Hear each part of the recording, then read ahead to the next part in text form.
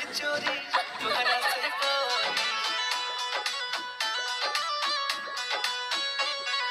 पागल कइले रूपवा बा तोरी मिलबो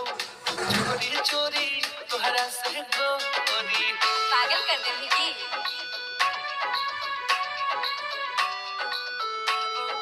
चोरी चोरी तोहरा से गोरी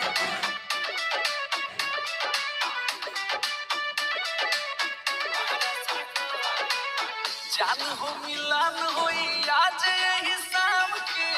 बच के बचा के तनिक आराम से